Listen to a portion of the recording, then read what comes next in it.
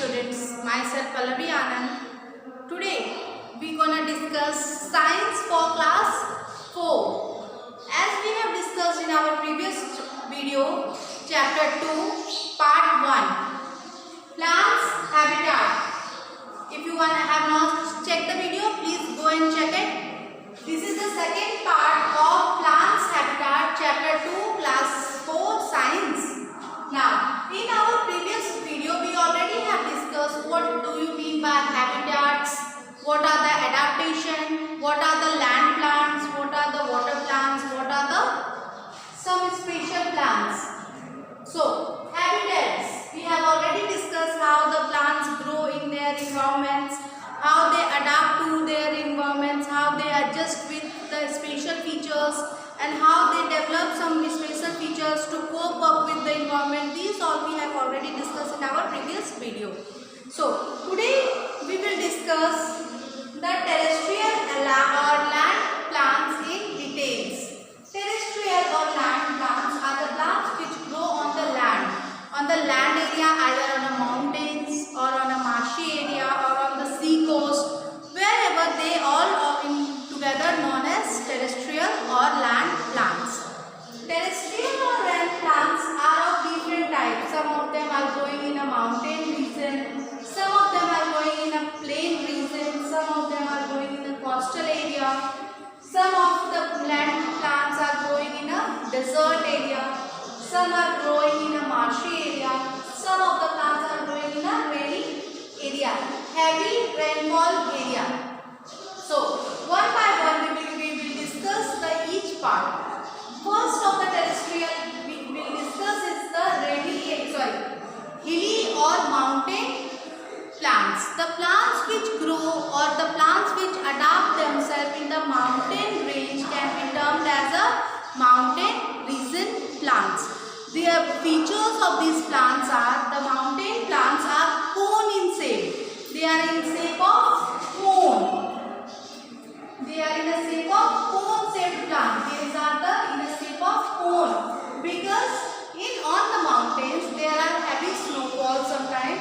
So if the snows are attached with the plants, attached on the leaf, the cone shaped plant helps them to shed it off. If the leaf store on the leaves, the cone shaped of the plant help the leaves to help the plants to shed the snow. They are in cone shape. They are long, they are thin, so that the sun they absorb the sunlight very easily. So once again, the features of the mountain region plants are, they are long, they are thin, they are in a cone shape which help them to shed the snows. The hill area plants are known as conifers. The hilly area plants are known as conifer or coniferous plants. Example of the hill area plants or mountain plants are pine and doders, etc. So, I think you have understood what are the features the mountain region plants developed among themselves are. They are thin, they are long, they are in a cone shape, so that the snow can set by the leaves very easily. Sloping of a snow is very easily and smooth from it. The leaves cannot store here. So, second we are going to discuss is the plain region. The plants that grow in a plain region, as the plants grow nearby us, they are known as the plain region plants. The leaf of the plain region plants are quite big and flat, so that the photosynthesis take place very easily. The leaf of these plants perform photosynthesis. They are setting their leaves in a winter or in a monsoon, and spring they again get their leaves back. So the plant we are noticing nearby our home, nearby our surroundings are the plain region plants. Leaves are having broad in nature. They are flat and they perform photosynthesis. The flattened leaf help for the evaporation of the plants. Example, neem, people, which we are finding at our site. Second, third we are going to discuss is the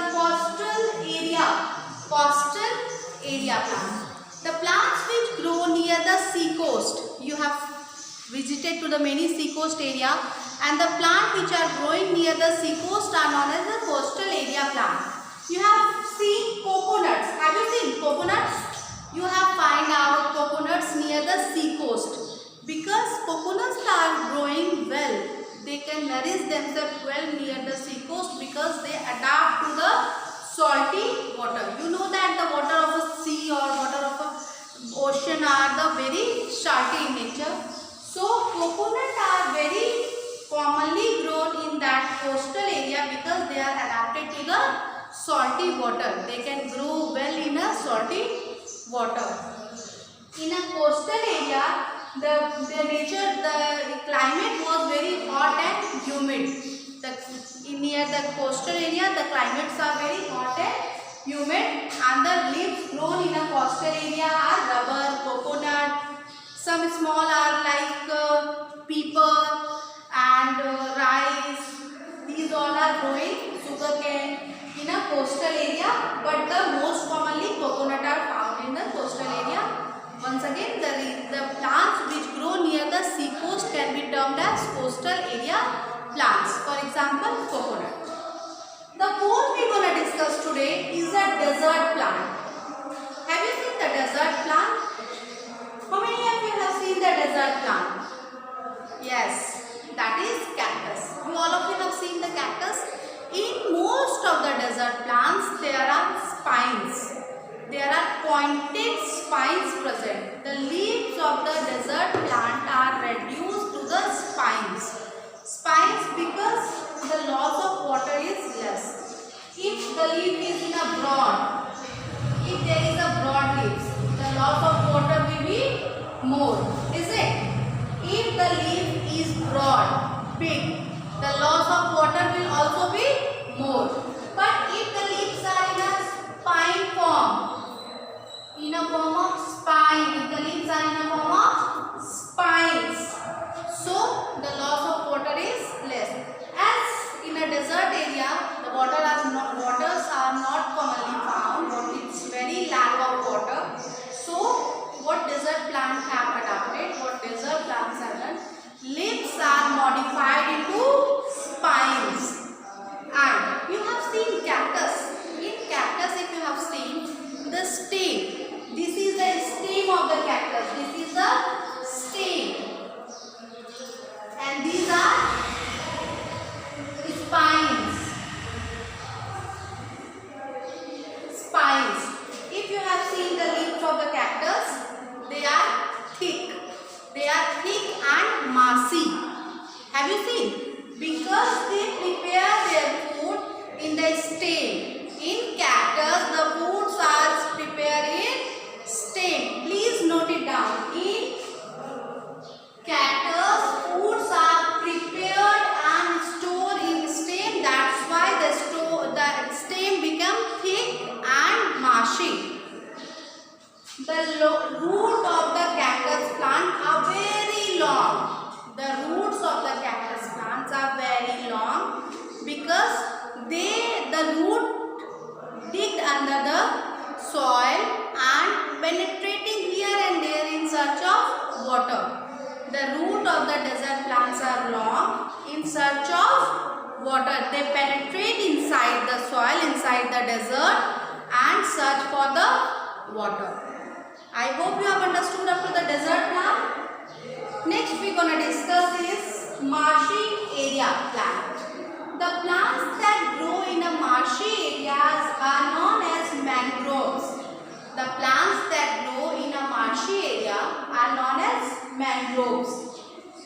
The root of the plant of marshy area are above the stem. The root of the marshy area plants are above the soil, so they can breathe. Because in the marshy area they cannot get the enough oxygen, enough water and minerals inside the soil because the area is very marshy, so their roots are above the ground. Suppose this is the ground, their roots are here. Here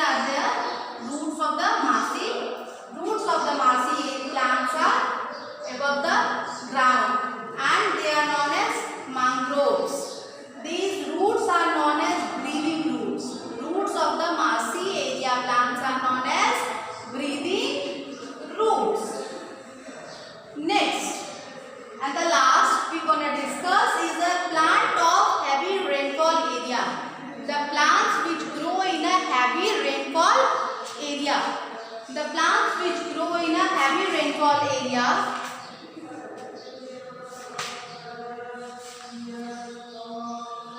Heavy rainfall area are sugarcane, cotton, tea, rubber, coconut, etc. The area which are the plants will grow in heavy rainfall area. Heavy rainfall area. The plants which grow in a heavy rainfall area are evergreen. They are also known as evergreen plants because they never shed their leaves. The leaves of the trees are never falling as in mass, in whole. They are never shedding their leaves, so these are known as evergreen plants. The plants which grow in a heavy rainfall area is known as evergreen plants and they are never shedding their leaves. The examples are rubber and tea. The example of heavy rainfall area plants are tea. But some small plants are also growing in this area where there is heavy rainfall. They are sugarcane, coconut, rice, etc. These are the plants which grow in a terrestrial land or land area. Hope you have clear with it. Next we will discuss about the aquatic and some special plants. The second thing which we gonna discuss now after the land or terrestrial is some special plants. This is the second which we gonna discuss today is some special plants. Some special plants are of very different type, but today we will discuss about two of the some special plants that are non-green plants and insectivorous plants. Non-green plants, it is very clear with the term non-green. It means the plant which don't have chlorophyll and cannot perform the process of photosynthesis. The plants which don't have chlorophyll and cannot perform the process of photosynthesis. Then the question will arise here, are they living hungry? They are not having food. No, they are having their food. They used to get their food from the dead and decaying organic matter. Dead and decaying organic matter. The non-green plants observe the food from the dead and decaying organic matter. They get their food from dead and decaying organic matter.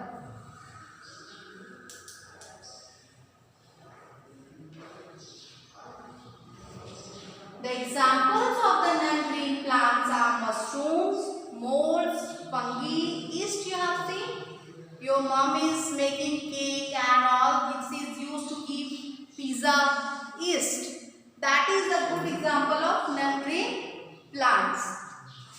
So non-green plants are saprophytic in nature. They are saprophytic in nature. They derive their food, they get their food, they make their food from the dead and decaying organic matter.